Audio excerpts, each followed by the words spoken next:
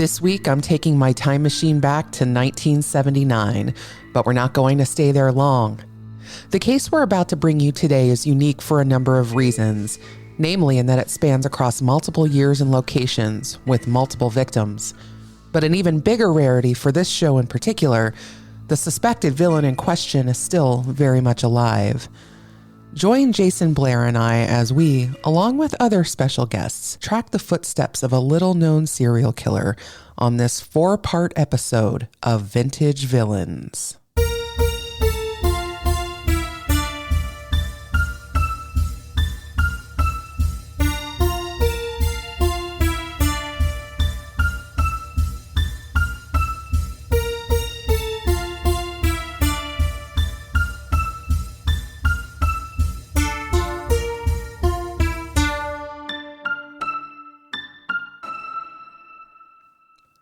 Hello, my friends, and welcome to Vintage Villains. I'm Allison Dixon, and it's so great to be back with my recurring partner in true crime, Jayson Blair of the Silver Linings Handbook. Together, we've covered the assassination of Abraham Lincoln, the illegal slave trader and serial killer Patty Cannon, and the 1975 abduction and disappearance of the Lyon sisters, and the 1977 Oklahoma Girl Scout murders. And now we're back in the 1970s yet again, at least for a little bit, with a case that is unlike any other I've discussed on this show, the Lewis Clark Valley serial killer, which for all intents and purposes was kicked into motion by the disappearance of 12-year-old Christina White of Asotin, Washington. That being said, the suspect in question may have begun his killing career well before then, and we'll be spending plenty of time going over all that as well. I mentioned at the very top that we're dealing with a suspected villain who is still alive, and I want you to pay close attention to the key word there, suspected. For all the baffling circumstantial evidence we'll be presenting you over these next few weeks, it's important to keep in mind that the man at the center of it all has yet to be arrested, despite having been named a suspect or person of interest, at least in a few of the cases we'll be discussing. As we examine the footsteps of this person and the many breadcrumbs he's left behind, many of which appear to be placed very intentionally, we're going to do what other podcasts and documentaries that came before us did and use the man's name. But with the caveat that as of this recording, he still falls under the purview of innocent until proven guilty. Now, ordinarily, I would have us take a ride on the Zeitgeist Zeppelin to give you a snapshot of the year in question, but this case spans decades. Instead, I want to spend a moment on the period of 1970 through 2000, which is considered the golden age of serial killers. That term, by the way, was coined by crime historian Harold Schechter, whom I've referenced on this show a few times.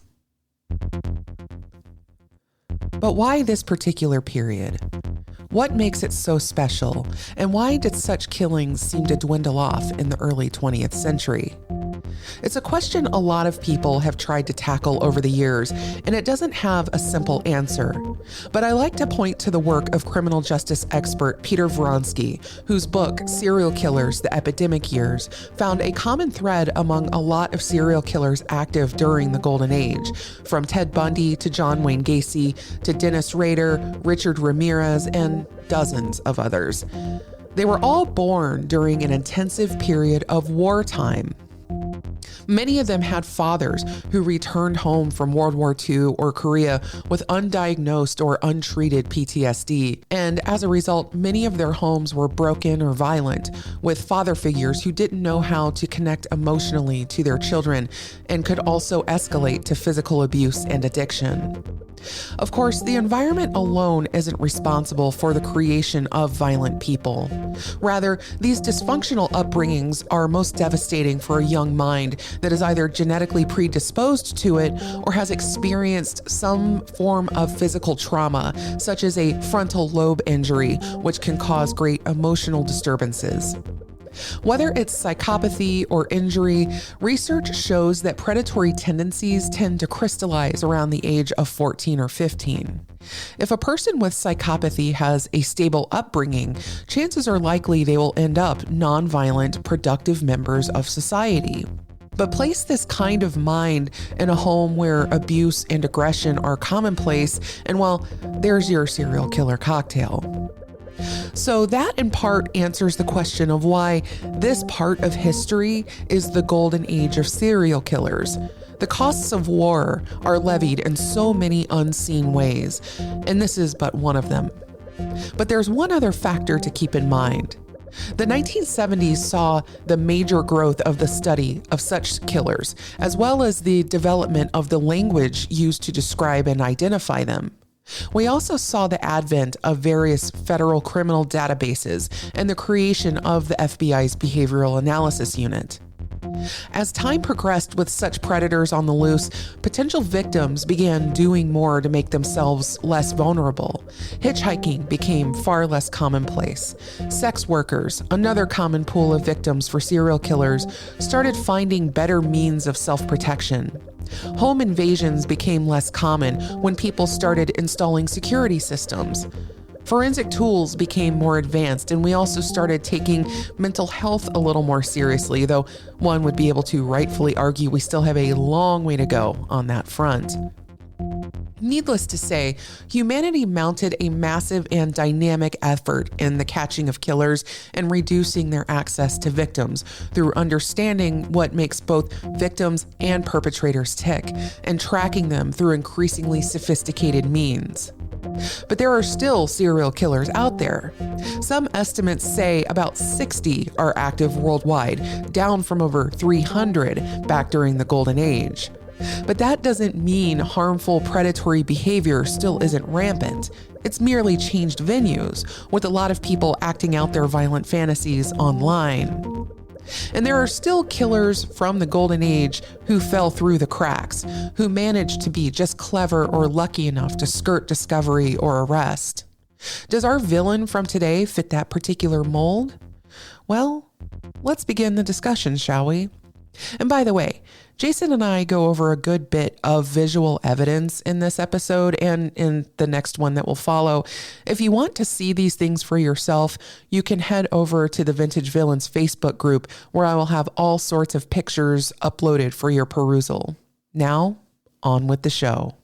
Just a little more than a month after her 12th birthday, on Saturday, while most of the town of Asotin, Washington, was a few miles away at the Asotin County Fairgrounds in southwest Washington state, Christina White decided to ride her 10-speed bike down the hill on Jefferson Street to her friend Rose's house. She never returned home. More than 45 years later, what happened to Christina that day is still shrouded in mystery. Hello, everybody. I just want to say, first of all, to Jayson, thank you very much for bringing me on with you to cover this case. I know it's one you've been passionate about for a long time, and you've discussed little bits and pieces of it with me over the time we've been friends the last couple of years. But once I started digging into this, I was not prepared for the journey that I was going to be taking. So I just want to say that first and foremost. And I also, as we get into this, and we're going to be referencing a lot of materials, there are a lot of people that have been following this case and investigating this case and following the trail of the person we're going to be talking about tonight. And of course, credit goes to the Snake River Killer podcast, which I've been listening to on Marathon for the last few days here. Fantastic work by Brandon Schrand and his team. And also the documentaries Confluence and Cold Valley, which feature Detective Jackie Nichols and investigator Gloria Crow-Boberts, among others, who have been doing the work. You know, I've been mentioning it to you for a couple of years. It's a hard case to sum up for people. And so I give them like a general overview of it. And they're like, wow, that sounds unbelievable. Then I tell them a little bit more. Then I tell them a little bit more. And they're like, this is totally unbelievable. It's just been a fascinating journey. I think I got pulled into the case through the documentaries Confluence and Cold Valley. But eventually I was lucky enough to have Gloria on my podcast for an interview. And Gloria is the cousin of one of the victims in the case, Christina or Christy Nelson. And then I also had the chance to have Brandon on, where we had a really great episode that went beyond the case and sort of his motivations for writing, his motivations for for covering the case. And one of the things that he really focused on was his two daughters and imagining that something like that could happen or would happen to his two daughters. And, this case is where we have a prime suspect who is still out there living his best life, right? Right. So it makes it scary in a different way, I think, than some other cases. And I had the chance to also have Detective Jackie Nichols on to talk about both the case and missing persons cases in general and cross-jurisdictional issues that show up in this case. I was lucky enough in October of last year, right before my mom passed away, and I was planning on canceling the trip, and she was sick, and she was like, "Jayson, no, go live your life." But I went to Idaho and Washington to look into this case, also the University of Idaho murders, where I found there was crossover between the two in terms of where Brian Kohberger went on the day after the murders involved some of the sites of these killings. But I want to give special credit to Brandon. Snake River Killer podcast is amazing. The team that Brandon has put together is amazing. We're lucky enough that we're going to have two of his researchers, Kathy Belbin and Samantha Sawyer, on. I'm so excited. I feel since I've heard them on the show, I feel starstruck almost. Can't wait. Yeah, it's amazing to watch them work and the things that the puzzles they're able to solve. And then Julia Cowley is joining us for the third episode, which is going to be great, to really look at a profile of the unknown subject that is likely to be responsible for these crimes. And then we're going to be able to match it up and see where it matches and it doesn't with the prime suspect. So, when I went up there, one of the things that became very clear to me is, even though, these go back decades and decades, it's still very much an active investigation. And the hotel I was staying in Lewiston was right across from the FBI resident agency field office. And a lot of FBI investigations are run out of Salt Lake City, and they have these resident offices. People were being interviewed there as I was there about the case. So it's very much active. I also want to say, too, with the Snake River Killer podcast, Brandon, I felt a kind of a kinship with him because he is a writer into the literary arts and linguistics and all that, and attacks this story from the point of view of a storyteller in a lot of ways. And I can relate to that myself with the way that I also try to look at true crime in terms of that zoom out to look at all the details and the clues that he finds along the way and the things that he pays attention to. I can see that he looks at it from the point of view of a writer as we consider all the little elements that go into something. So that really pulled me in, and his storytelling is great. The way he weaves in the historical context of what we're talking about, because as Jayson said, this is still very much an active case, but this goes back. We're going back to 1979 at the start of this. And so we're going to be covering 45 years. And I only know how to do that math because I was born that year. So this case has been active since I've been alive. Actually, we're going back to like the 1960s. You're absolutely right. We're not going to start. We are going to roll back a little bit further. You're absolutely right. The backstory for me is I came across the case in 2019, about 1 year after the documentary Cold Valley sort of explored this string of murders and disappearances that occurred in what's called the Lewis-Clark Valley area. And it's an area of Washington State and Idaho that's not far from, obviously, the borders of those states, but also the Nez Perce reservation. It's not even that far from Oregon either. Montana's a little bit of a hike, but it's not that far there. And sort of the centerpiece of the valley is Clarkston, Washington to the west, and Lewiston, Idaho to the east. They're really sister cities that emerge at the confluence of the Snake River and the Clearwater River. And so the Snake River heads north to south, and then it turns west at Clarkston and Lewiston's northern edge. And the Clearwater heads east from Lewiston's edge. So if you follow the Snake River south for a little under 6 miles, you pass, it was an amazing drive. You pass these beautiful green mountains and hills. unbelievably blue waters. The Snake River is so wide, it's amazing. And you reach this town of Asotin, Washington, where Christina White lived with her mother, her stepfather, and her sister. Going back to sort of my visit in 2023, 2023, the thing that sticks out to me about it is the vastness of it. Like when I look at it on a Google map, it looks very, very compressed. But, you realize you're getting this two-dimensional image. And there are spots where on Google Maps, it looks like it's, 50 feet away.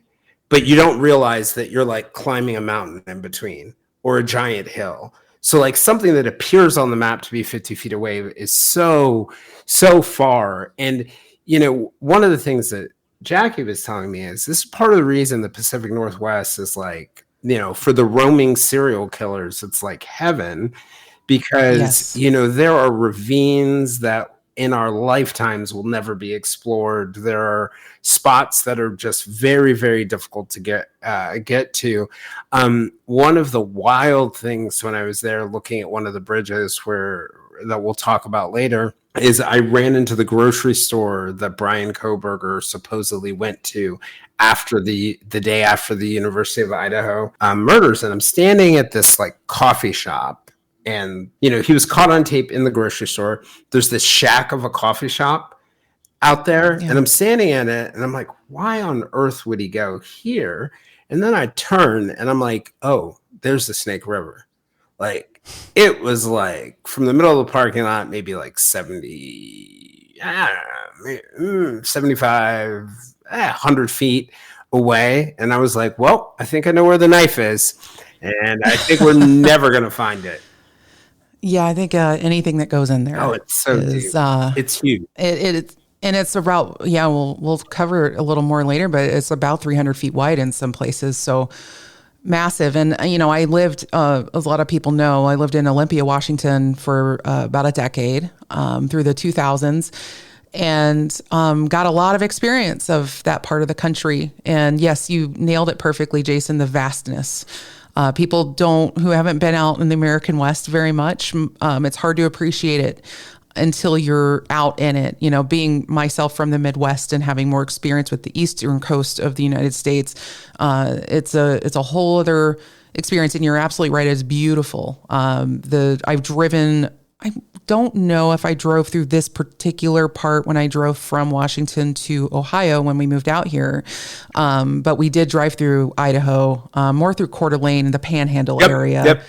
Okay. Yeah. So, it's really hard to imagine it until you're there and you get this sense of anything can sort of get lost out here, but also the culture of the Pacific Northwest in general tends to foster a sense of isolation that's in some senses, like you don't often have the same people up in your face all the time. People have distance between each other in terms of space and in terms of just general interaction. So it gives people opportunities to have a lot of privacy to do things that they want to do, let's just say, and hide the things they want to hide. That was one of the interesting things for me that I felt when I was in Lewiston and Clarkston. I got this sense that, and I'd always had this sense that like Pacific Northwest, DB Cooper style, is a great place to go if you want to disappear.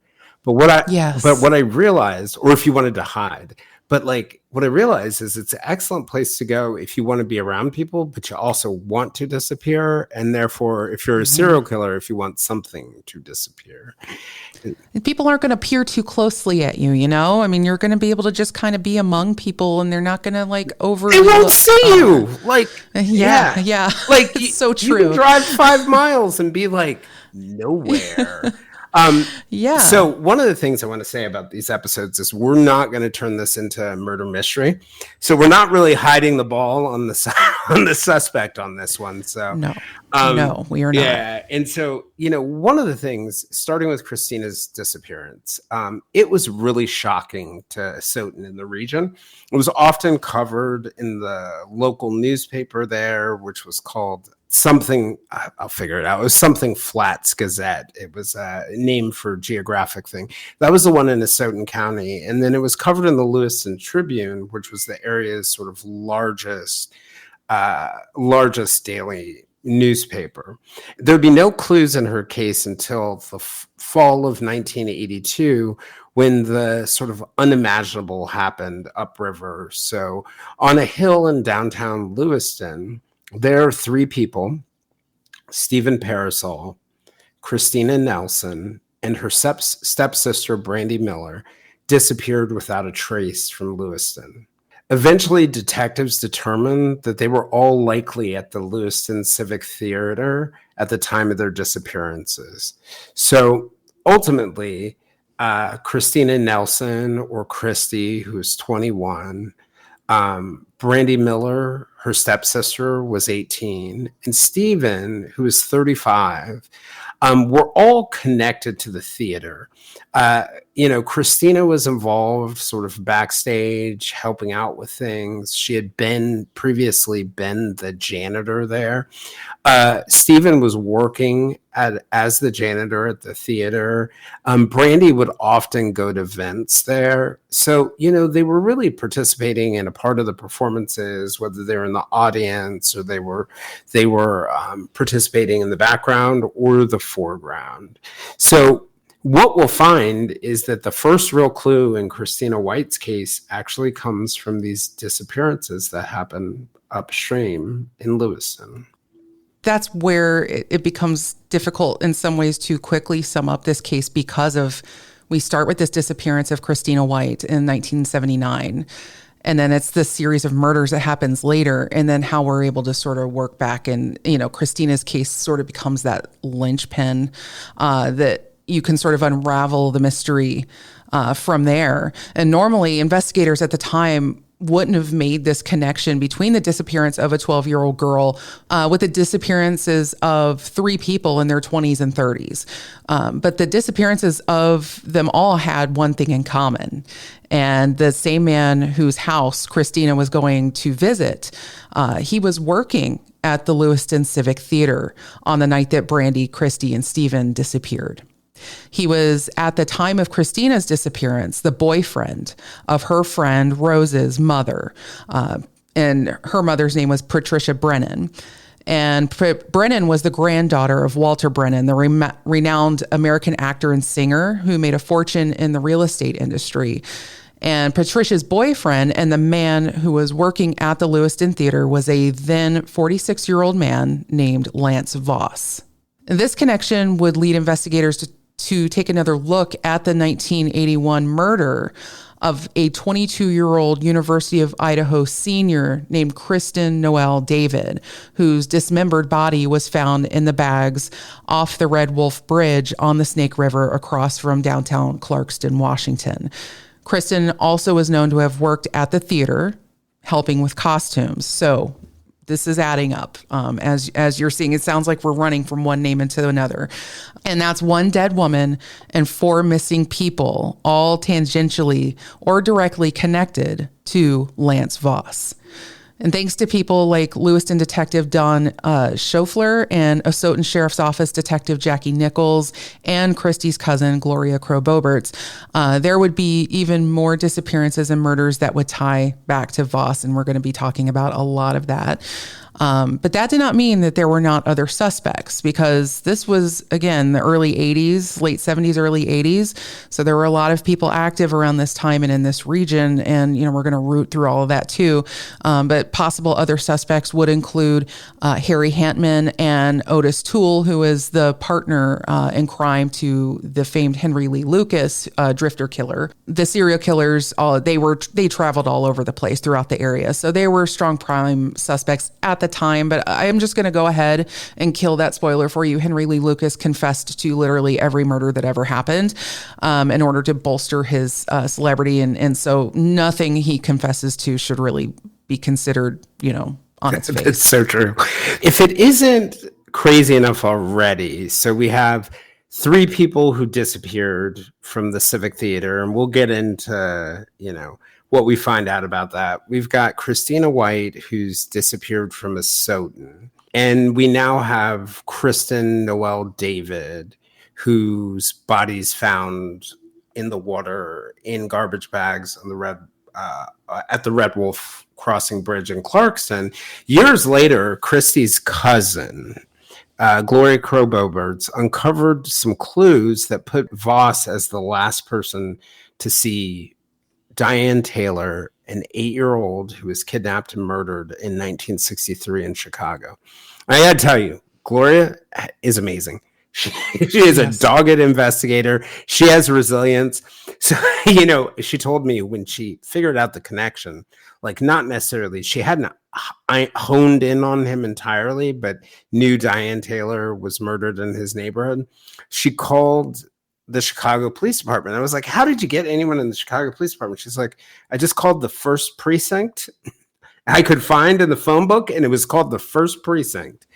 And and so she ended up calling them, and it led to the exhumation of Diane. So Lance Voss was 15 at the time. He was working as a camp counselor at the YMCA, where Diane was a day student, and witnesses, 2 boys, would come forward to say that Lance was the last person to see her. I remember having a conversation last year. I was on the Prosecutor's Podcast listeners episode right after I got back from Lewiston, and I was telling Brett, he was like, what are you doing in Idaho? And the episode, I was looking into a case, and it was this case.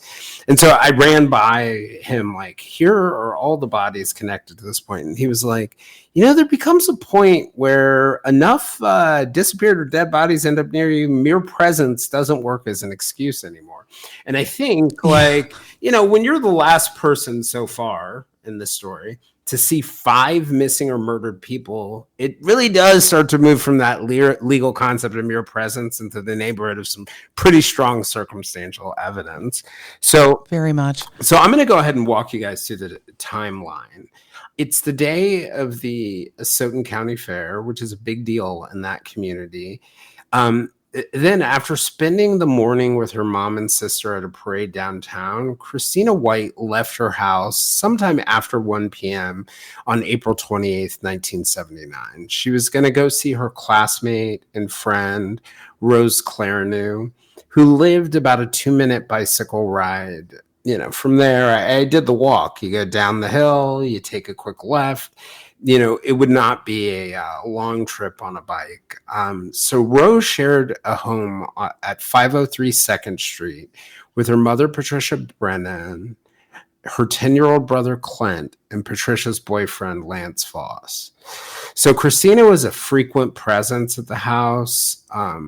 Lance also stayed at the house, but he also owned a vacant home at 819 3rd Street, which is up the hill, essentially up the hill 1 block, but very close to Christina's house. So you would have had to pass Lance's second house to get to either of those houses. I mean, there were other ways to go, but it would be the fastest way to go. So you've got Rose and her family, including Lance at the time, living at one house, then the empty house on 3rd Street. And Christina's plan for that day was to, after, they had gone to the parade with her mom and her sister, she was going to go to Rose's house to help Rose get her horse ready for the fair. The horse was normally stabled at a location about 6 miles away, and we'll get back to that in a second. And the question that a lot of people had was, would an adult have been involved at this point in sort of transporting the kids there to prepare the horse? It's hard to say. This is kind of a lot of people have conflicting memories about this particular moment for a lot of different reasons, and we'll cover that as well. There was the parade earlier that day, which the horse would have participated in. So by the time Christina arrived a little after 1 p.m., It seems likely that the horse was probably already back at Rose's house, if anything, and ready to be taken to the fairgrounds for the other events that were going to be happening that day.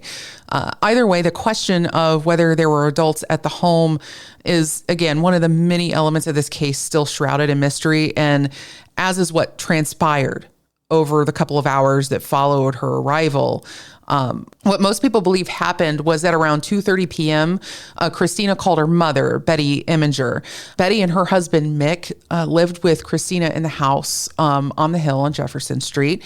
And Betty had seen her at the Brennan Voss home about an hour and a half earlier.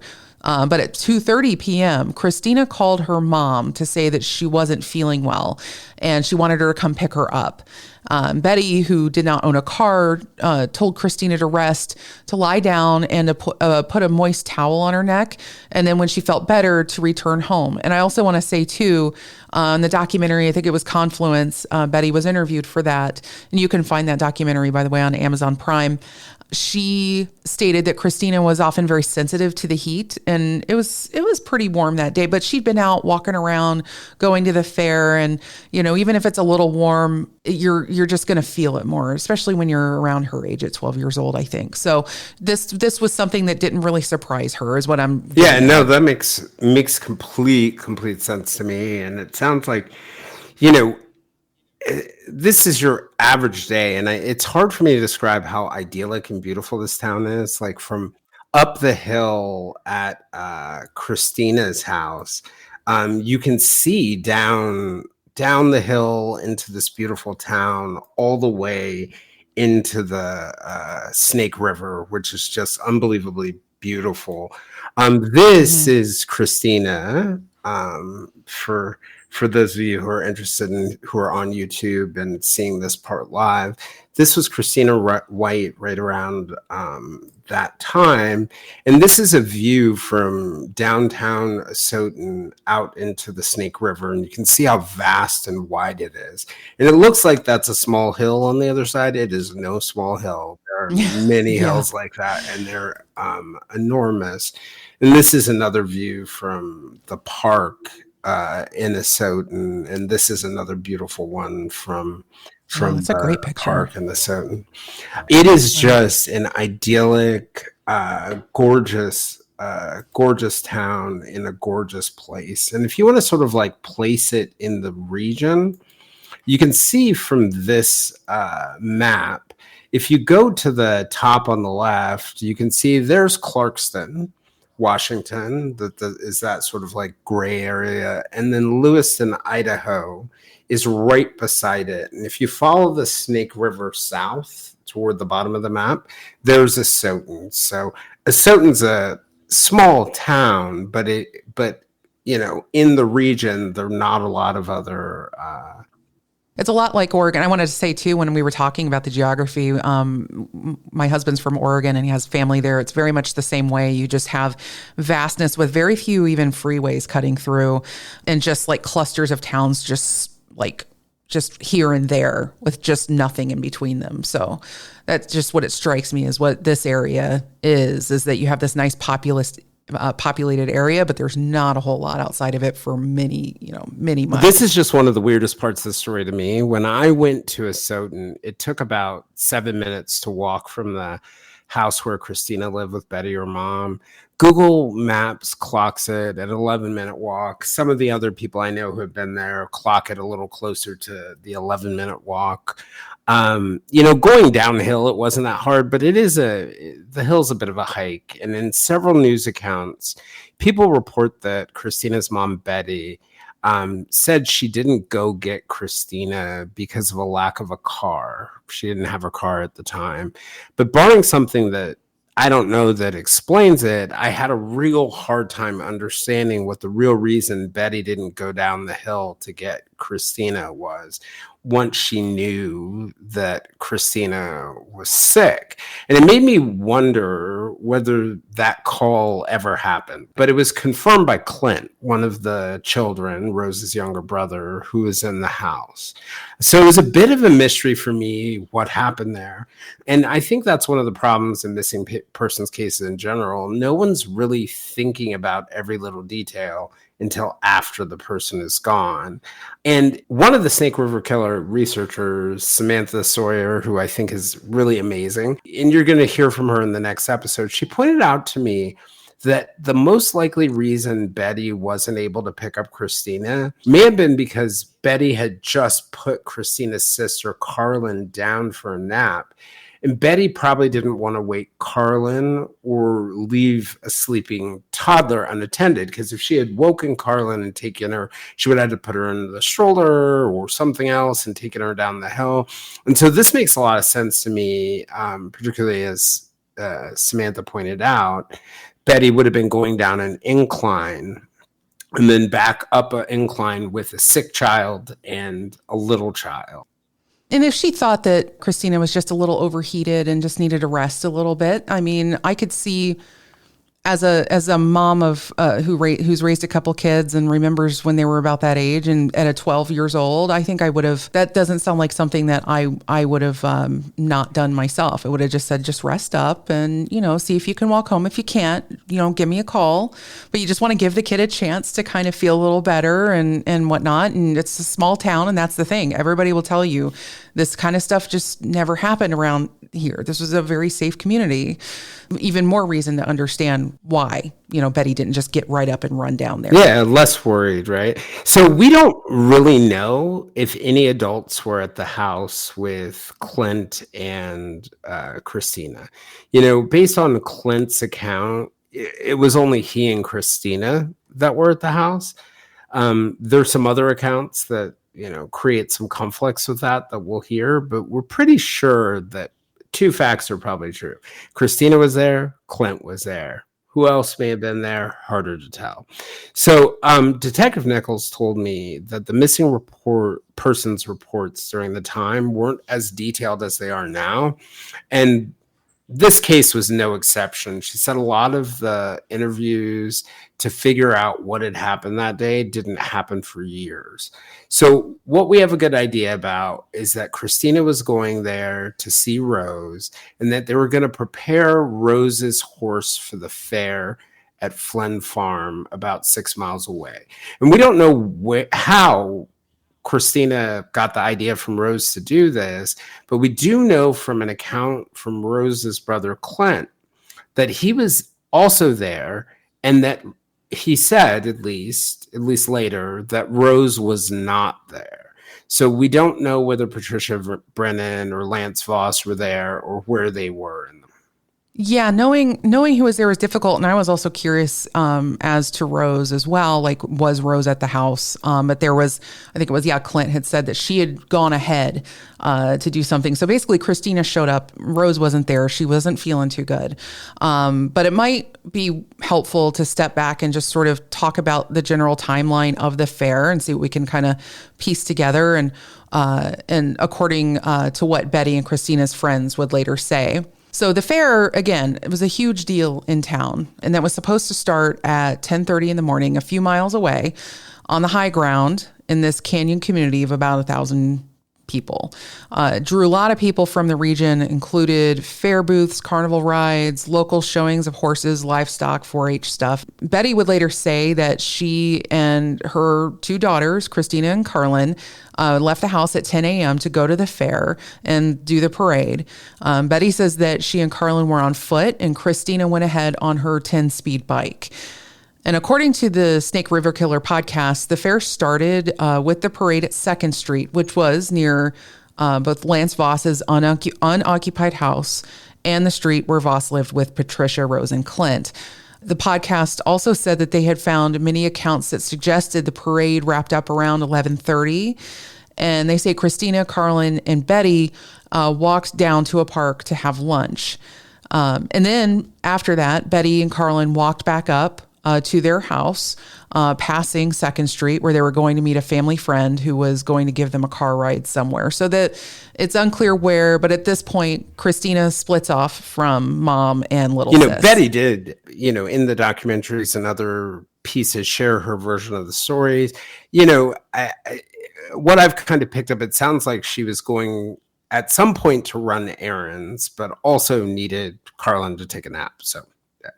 Yeah. Yeah. And again, we're talking about a very capable 12-year-old girl on a bicycle, pretty independent. And especially again, in 1979, by the time you're 12 years old, you're very independent. As a child of the 80s myself, I was babysitting by the time I was her age. So you have a lot of responsibilities. You're trusted with a lot of things as someone that age back in those days. And so again, none of this is really unusual to anybody who grew up in this period, and especially in a small town. And one thing, Allison, that's worth noting is where if they came up Jefferson Street to go back to the house, and Christina turned on to the street that Rose lived on, they would have only been separated for about 2 blocks. So Christina was not going on her own for very long. Right. Yeah. You're just going down the street. Yeah, down the street. You know, even by 2024 standards, that's totally acceptable. This dynamic, I can just feel the security that this mom feels in this moment. And she, you know, Betty, she did say in the documentary Confluence that when the family friend and Carlin drove down Jefferson Street, she took a left on 2nd and passed Rose's house, and they saw Christina on the porch, and they all waved at each other. And that was the last time Betty saw her daughter. Mm-hmm. And many people considered Christina and Rose to be best friends. They loved hanging out. They, you know, would walk across the river, do arts and crafts together, horseback riding. People in town did report that Patricia, Rose's mom, had been single, but she had recently started dating Lance Voss, who had recently moved to town. So at about 2 p.m., Betty says she was back at her house on Jefferson Street.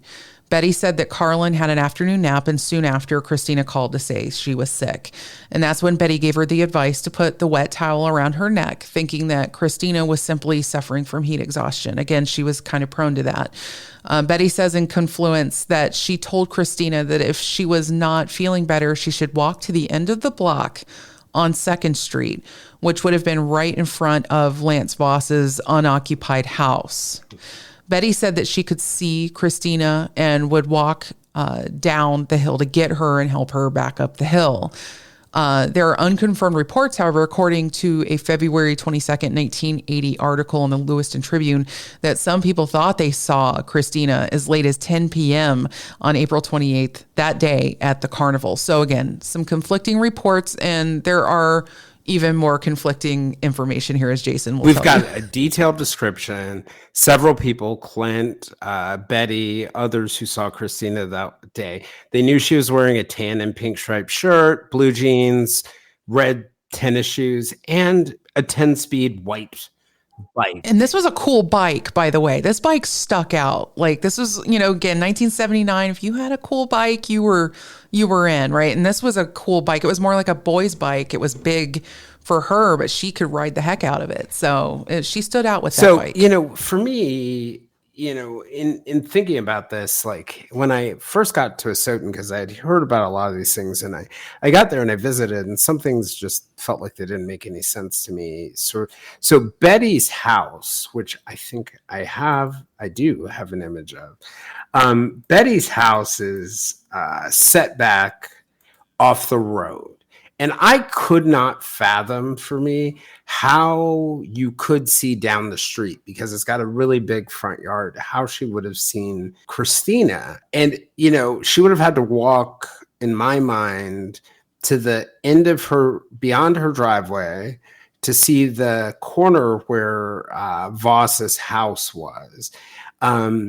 You know, that corner that he's on, she would have seen down there to where Christina was. And so, you know, one really interesting thing that Betty recalls Christina said on the call was that nobody was home. And I don't know if it meant no adults were home or nobody was home but Clint. Some of this may have been going into Betty's thinking about, like Sam pointed out, I'll let Carlin sleep a little bit, then I'll head down there, and that she's essentially just asking Christina to meet her halfway. And that she had planned to go down there for that. So, and I could see Christina saying nobody was home if, say, the person she was intending to see when she got there was not there. Yep. And so in a kid's mind, you're going to make that shorthand, which then tells me, yeah, Rose wasn't there. And it makes me question any account later on that she was.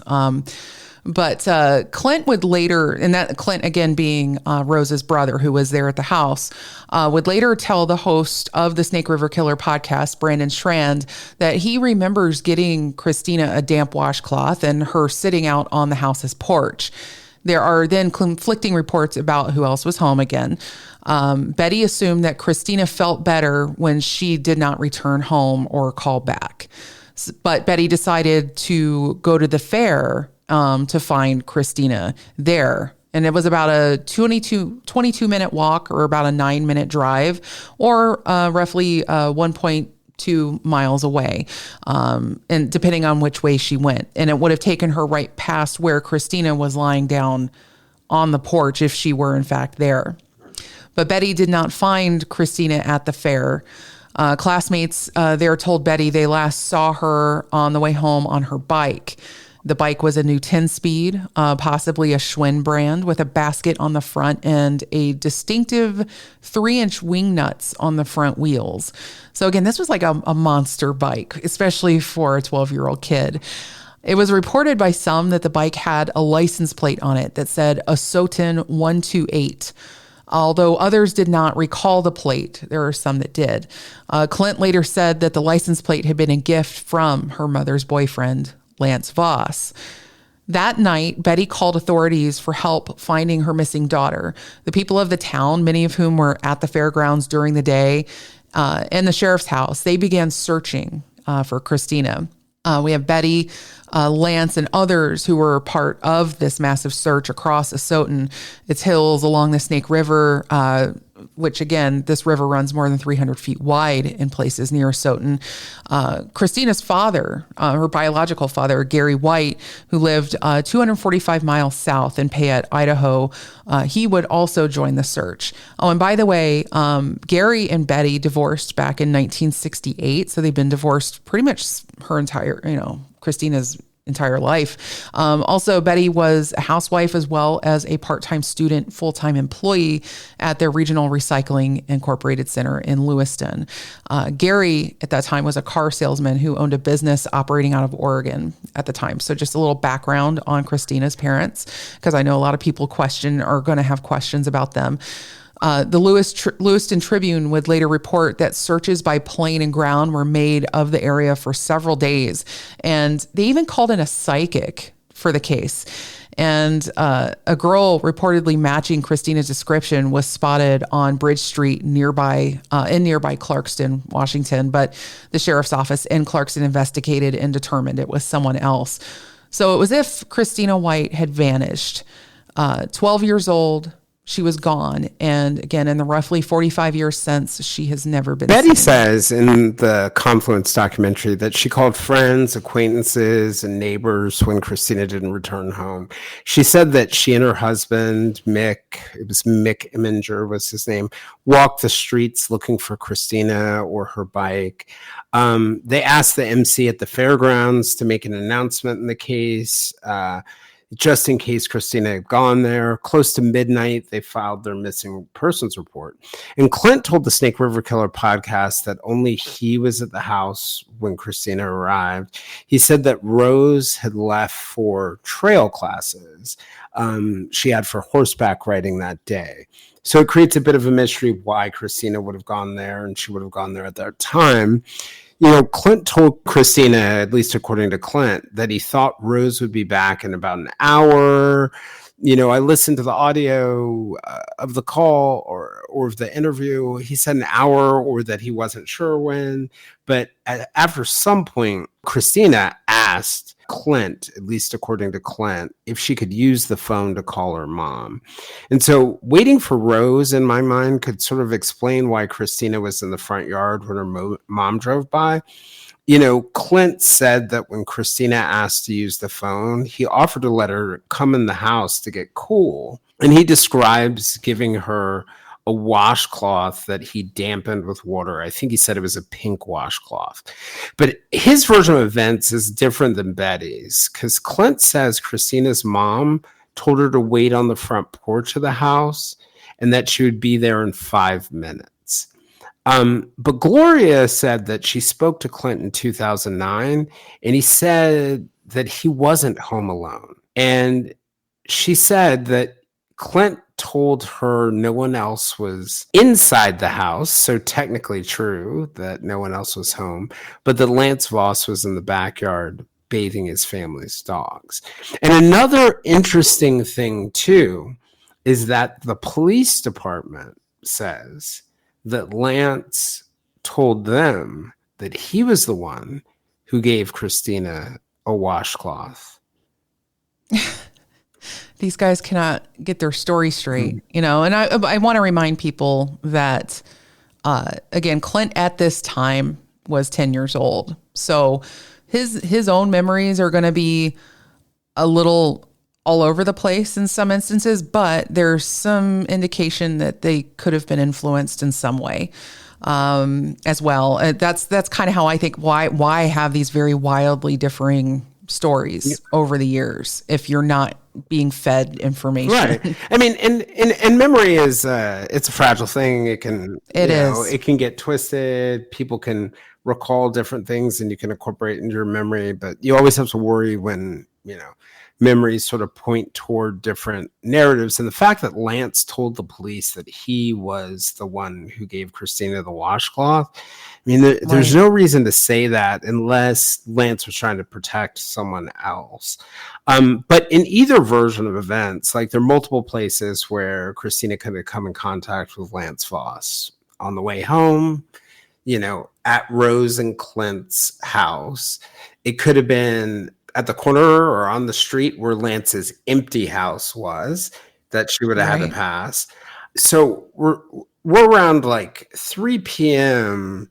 when Christina's mom finally shows up at their house to say, hey, I can't find Christina. And so Detective Nichols, who's interviewed most of the major players in the case, said she's fairly confident that Rose was there at the house, but less sure that Lance Voss was. So that's another interesting twist to the whole story and the conflicting accounts. Do you feel, having walked this, that it's very likely that if Christina were going to do as her mother reportedly said, go to the end of the block, would she have passed that empty house then on the way to doing that? Yes. Okay. Yeah, easily. They're all clustered like within less than a quarter of a mile of each other. So they're really super, super close. And you had to pass them to get there. And when I looked at this map, I thought this was huge, but these blocks are very, very small as blocks go. A New York City block, maybe like 7 or 8 of these. For sure. So they're very, very, very, very small, and it's a relatively short distance. One thing about all the stories that sort of stands out to me that has me leaning toward the fact that Rose was in fact home is one, Christina believed that Rose was home. She told Betty that, if we're to believe that, and there's no reason not to believe that. But the thing that really sort of weighs on me that Rose was probably there, whether she remembers it or not, is that it was the day of the fair. It doesn't make any sense to me that she would be at horseback riding classes on the day of the fair, because where's the teacher going to be? At the fair. And Rose's horse was supposed to be on display at the fair. So maybe Rose is gone, but that story of her being at courses just doesn't ring true to me, which causes me to question everything that Clint says. I would think too, if it was the day of the fair, if Rose was anywhere and she wasn't home, she was going to be at or around the fairgrounds. Yep. So, and, I did ask Jayson, do we have Rose's account of this? And she hasn't really spoken publicly much. Yeah, she hasn't publicly. Spoken publicly. Well, yeah. And one of the things that's also really sort of interesting about that entire thing, in the interview that Clint does with the Snake River Killer podcast, he is constantly trying to point toward other people. You can tell he's pointing toward Betty Christina's mom potentially lying. He's pointing toward her husband. He's pointing in every direction he can.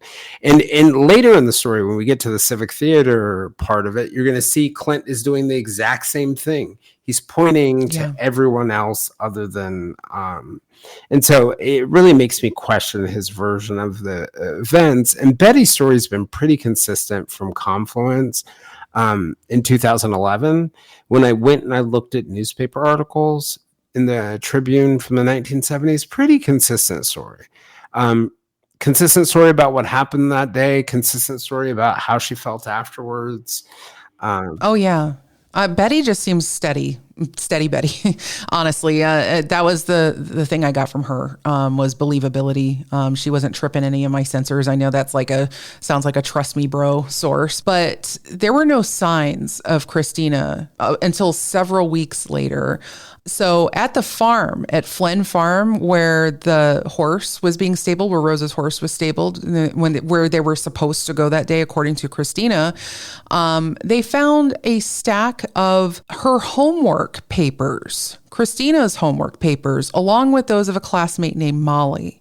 They were found in a horse trough at Flynn Farm, which again was about 3 miles away from where Christina was last seen at the Brennan Voss house, or was it 6? I can't remember, because I know there was a 6 mile, but again, a few miles away. And remember, this is where Rose kept her horse, where Christina had purportedly been intending to go with Rose. But it had been unclear if that trip had even happened, remember, due to the timeline of events. The papers were found at the edge of the Flynn property and had been placed neatly on a wood box. They weren't just scattered around or, just tossed anywhere. They were just laid there. And imagine that if they had been there long, the wind could have picked them up, but that didn't happen either.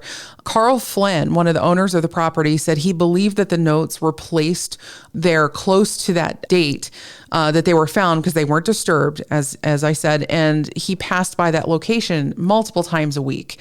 Carl says that the homework papers were found within a week of Christina's disappearance, but some records do suggest that it was later.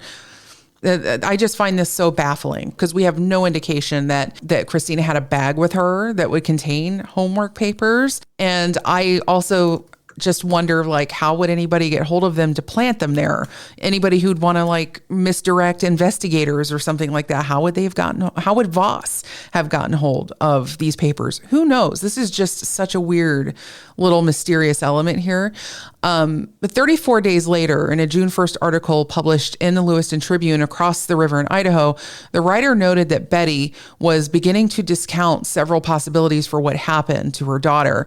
She told the reporter that she did not believe that Christina had run away, because if she was free to communicate, she would have contacted relatives. She also said that she was doubtful that Christina had been thrown into the Snake River, because bodies that had been in the river last time usually surface and could be recovered. Betty and her husband, Mick, told the reporter that they had even followed a traveling Rainier's show carnival that had been nearby to several cities without finding a trace or a clue about Christina. In the article, Betty told the reporter that after Christina had called, she walked down to an agreed-upon meeting site about an hour later, but did not find her daughter. Although later accounts would question that timing, Betty told the reporter that she did not believe Christina, who went to a Lutheran church regularly, had been kidnapped by a religious cult, a rumor that had been spreading. And of course, in this part of the country, there are some cults around. Let's be clear, but this doesn't seem very likely. There was an active one in the area that they did look into, but no clue. Oh, okay. Yeah. Yeah, that's a good place for cults to hang out. They can have their little compound and be happy. White supremacists. Yeah. Oh, yeah. Betty noted that Christina had 2 summer camping trips planned and had planned to spend a month with her father. And she was also signed up to try out for baseball. So she was excited about a lot of things. She wouldn't have run away. She had a lot to look forward to. The article also mentions that Christina's father even flew a helicopter at a low level to try to spot an abandoned bicycle. He also offered a $1,000 reward, which is about $4,300 in today's money. But Betty said, "We just don't know what to do next except to keep praying." I just can't imagine what they were going through. All the suggestions in the articles pointed to any and everyone else other than what FBI statistics tell us is true, that when a child disappears for a long period of time and does not end up in an accident, the kidnapper is likely to be someone close to everyone. So someone that the child knows. Just perhaps. jumping back to answer your question, the Flynn farm where the homework papers were found was about 3 miles from the fairgrounds. Okay. And then Okay. it was about 5 or a little more than that from where Christina was last seen. And the homework papers are really fascinating to me because she could have left them somewhere. But they point to a couple things, right? Did she go home? While her mom was out looking for her, did she somehow end up back at her house? Had they been left at a previous time, somewhere, right, else? But also, they point to a couple different things. They point to potentially her family's involvement in the abduction. They point to the Flynn family as potentially having something to do with it. But I think the important thing to put a fine point on about where her homework was found is that it's where Rose kept her horse. What are the odds of that? It was not far physically on the farm from where the barn was, where Rose's horse was.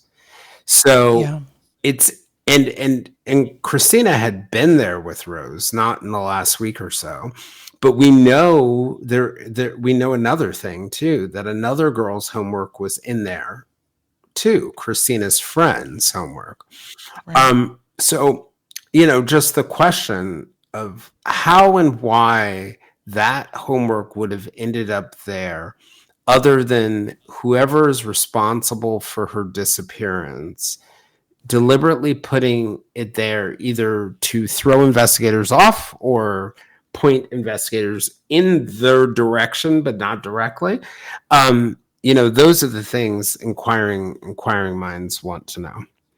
Indeed. I don't even have, honestly, I'll be turning that one in my head around for quite a while, trying to figure it out. I do want to say too, a lot of kids back in those days, they hung out together constantly. Usually you're kicked out of the house in the morning, you're outside all day, you're playing with your friends, you're with your friends at school, and all this. So I do wonder too, with the homework, if there might have been an instance of, could Rose have had some of Christina's old homework papers in her things? If we're looking to tie Voss to this, that's just a possibility. If maybe Rose had them in her backpack or something. Maybe they did homework together. Or they were in classes together, so maybe they had some of each other's papers. That can happen, with among school kids. So I wonder if there might have been something there, but it's just interesting to consider a lot of the different angles. With what we now know about behavioral science and criminology, one of the really interesting things and one of the cool things we actually found as we were looking into this, a profile that was built. People think, they're not sure. It's on yellow notebook paper, typed out. They're not sure if it's an FBI profile, but it's a profile of the suspect. But one of the things that Detective Nichols says, that if she had been on that case on the first day with what modern law enforcement knows about criminals and abductions, in part because people want to look everywhere other than close to home. They want to look at that during that time at like cults, what we didn't necessarily always call serial killers then, but serial killers. They didn't want to look in their neighborhood. They didn't want to look in parents' homes. But she says that she would have been able to get a search warrant in the first day for that for that empty house. Unfortunately, it's not something you can all of a sudden do now, because there's this legal principle that if you don't act on probable cause, it becomes spoiled, and you can no longer use that probable cause without discovering some new piece of information. the evidence is kind of pointing in a couple directions. It's pointing toward Christina's home in reality, and also pointing toward the Voss family connection. And, the evidence pointing in the direction of Voss are reports that he was both at home where he lived with Patricia, Rose, and Clint, and at the fair during the day when Christina went missing. And he even, he told people that he was a part of the search. He told Betty and he told others that he was, he paints this picture of himself riding on horseback, looking for Christina. The focus of the initial investigation is finding Christina, but, the investigators were focused on, like I said, everything else. Let's look into the carnival workers. But eventually they started to focus a little closer to home. And to the extent that Christina's family, her father and her mother, actually traveled across the state following the carnival to see if she had snuck into the bottom of some kind of carnival thing. But eventually the investigation starts to focus a little closer to home. It's interesting too, the whole carnival worker angle. It points to, and to your point about, investigators or people rather in the town, like looking outside, looking at an outsider. It had to be an outsider that did this. This couldn't have been one of us or one of ours. I think that's like the first instinct of a lot of people, is that who came into our town and took our kid, or hurt one of our people. This reminds me a little bit too, when you and I covered the Catherine and Sheila Lyon case, and Lloyd Lee Welch, who himself was a carnival worker, and allowed him to sort of drift and avoid detection in a lot of the crimes that he did at the time, at least a lot of the petty crimes that he was up to at that time. It's interesting though, because carnival workers, while, we have the cultural stereotype of the carny and the sort of the drifter hobo type that kind of, just prowls the streets and looks for trouble, that tends to be, again, the stereotype. They're often not as likely a suspect in these things as you might think, mostly because they're working long hours in very unfamiliar areas. And so certain crimes aren't going to be as likely. There may be crimes, just not maybe a crime like this. While drifters are absolutely a thing, their crimes tend to look a little different from this. They're not going to know whether they're in a heavily trafficked area for either kidnapping or dumping bodies. So I personally feel that if it had been a person unfamiliar with the area, we might have been more likely to find Christina at the end of all of this. You know what I mean? That's a good point. It would take somebody familiar, I think, with the area to make her disappear. And even the ebbs and flow of the fair itself, right? Yeah, for sure. So law enforcement eventually rules out carnival workers, but not without law enforcement themselves also following them state to state, searching for clues. Yeah, they went down that rabbit hole. They did, because there's always a good reason to look at unfamiliar elements in the area and see if there's anything to do with that. But in February of 1980, Christina's family asked the Asotin County Sheriff's Office to use the services of a nationally known psychic. Asotin Mayor Ari Olson backed the idea of bringing in Dorothy Allison, not to be confused with this Allison, a psychic based out of Nutley, New Jersey. She had been in the news that year for, according to an Associated Press article published in the Journal and Courier of Lafayette, Indiana, she had led police in New York, New Jersey to find the body of a 16-year-old teenage boy through a vision that she had. 2 years earlier, she supposedly helped the New York Police Department find the body of a 14-year-old teenage girl on Staten Island using a similar method.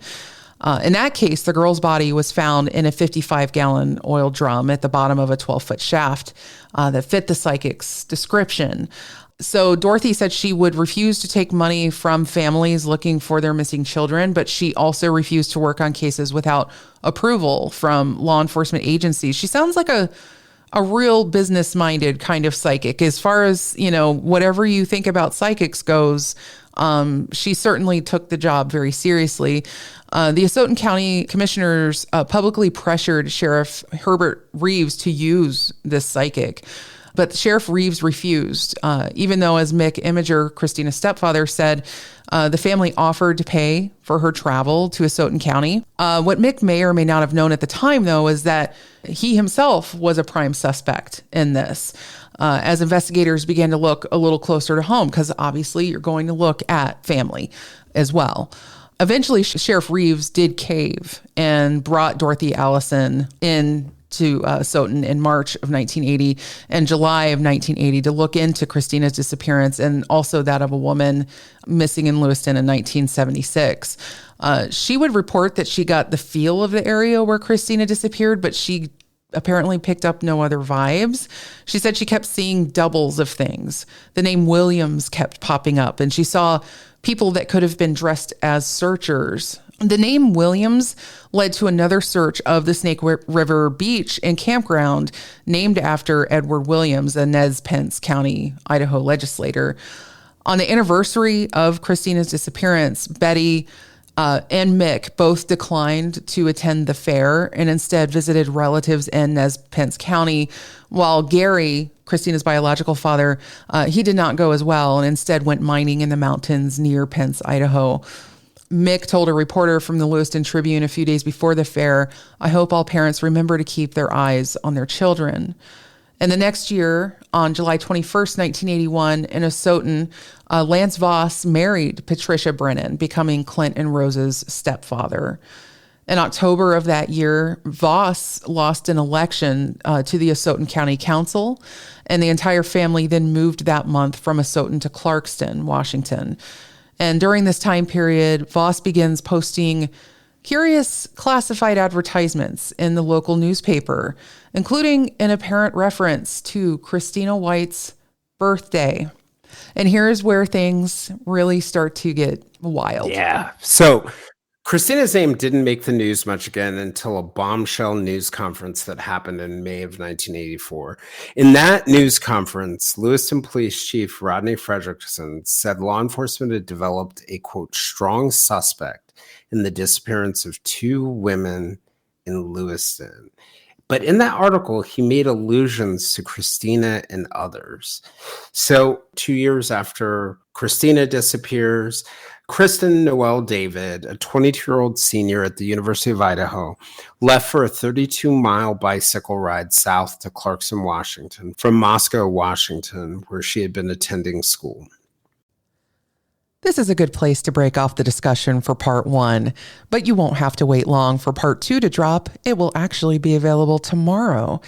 Next week on part 3, we'll be joined by Snake River Killer podcast researchers Samantha Sawyer and Kathy Belbin to go over even more of Lance Voss's timeline and connections to these cases. We'll then wrap up everything in part 4 with a discussion from retired FBI profiler Julia Cowley of the Consult podcast to get her take on all of this. By the way, check out the Snake River Killer podcast if this case has generated any interest for you. Brandon Schrand and his team have spent years following this case, and you will not find a better source of information on it. If you have any questions about this case or any others I've covered, shoot me an email at vintagevillainspod@gmail.com or support the show on Patreon if you like. Every little bit helps with the expense of keeping the time machine up and running. Now, you know what to do. Get out there and make good history, and I'll see you next time in another century.